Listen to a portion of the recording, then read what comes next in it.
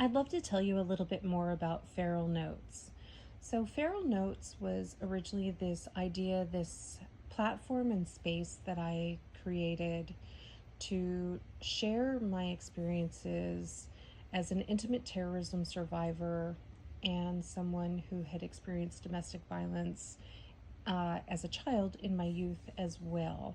So I just wanted a place where I could write about it, talk about it. Writing has always been a passion of mine. It's always been the way in which that I process and heal from some of the things that I've experienced in my life.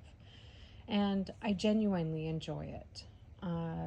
At this time, I'm not going to be putting my face on camera. I am protected by the Department of Justice from my abuser, Mike. He's not allowed to know where I live or contact me at my home or on my telephone number or any third party contact of any sort. So, for that reason, I'm going to avoid coming on camera, but I want to continue to record and share these stories, my feral notes, in my own voice, on my own terms. Excuse me.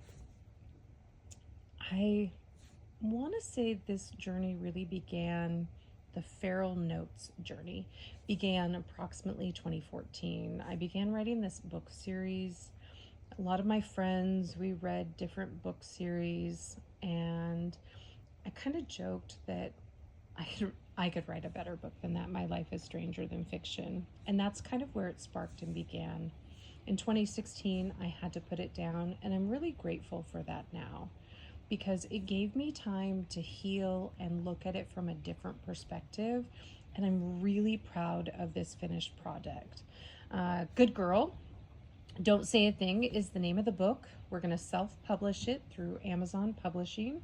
It's going to be labeled as fiction, but the family origin stories and the abuse that I endured at the hands of my ex-husband, Mike, are all drawn from real life and honest, unfiltered experiences. So writing it was excruciating and healing all at once. It is currently in the editing process and book cover creation with a company called Christie's Customs LLC out of Arizona. So I'm really excited. End of 2025. This year, we're hoping to have that published on Amazon. It'll be part of a 4-part series. Book number 2 is Good Girls Don't Have to Be Quiet Anymore. And then there's book 3 and 4 that are still forming. And this is where you come in. If you are watching this, listening to this story, and you're a survivor of intimate terrorism, especially when your abuser wore a badge, had a title, held a power, and you want your truth echoed, honored, and protected in these pages or on a potential future podcast, please email feralnotes@outlook.com. Again, that's feralnotes@outlook.com. My best friend, we'll call her Lexi because that's her name in the book series, have toyed with creating a podcast of real stories of real women in law enforcement, be it as a career or as a law enforcement spouse. And I believe we're closer to bringing that to fruition. So if you want to submit stories for the podcast to be read, to be on the podcast, we can protect your anonymity and we can fictionalize those stories for your protection.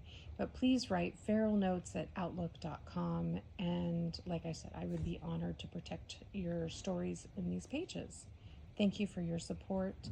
And please look for Good Girl, Don't Say a Thing on Amazon in 2025. Thank you.